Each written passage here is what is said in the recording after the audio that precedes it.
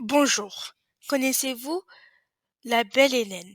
Je vais vous raconter son histoire. Hélène est la fille de Zeus et de Léda, la femme de Tindar qui est roi de Sparte. Hélène est la plus belle des femmes. Léda aimait se promener sur le bord du fleuve, arroser les plantes et surtout de nourrir les cygnes. Le cygne que Léda nourrissait était Zeus. Il était tombé amoureux de Léda. Après 9 mois, la jeune femme accoucha des jumeaux Pollux et d'Hélène. Pindare eut 2 enfants, Castor et Clytemnestre. Les frères aimaient Hélène. Elle apprit à exécuter toutes les tâches que devaient effectuer les femmes. À l'âge de se marier, son père, Pindare, convoqua tous les prétendants et promit qu'il exécuterait le choix d'Hélène. Hélène se maria à Ménélas.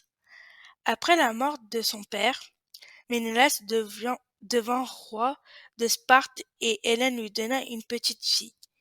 La Grèce était une puissance commerciale, politique et militaire qui s'opposait à Troie. Ce pays avait à sa tête le roi Priam et ses 50 fils. Hector est le chef de l'armée, est élu pour son intelligence, son autorité, sa piété envers les dieux et sa violence est à l'égal d'Achille chez les Grecs. Le roi de Sparte était parti à la guerre, laissant seule sa femme Hélène. Durant l'absence de Ménélas, Paris, frère d'Hector, est envoyé à Sparte comme ambassadeur. Il rencontre Hélène et en tombe amoureux. Ils décident alors de s'enfuir ensemble.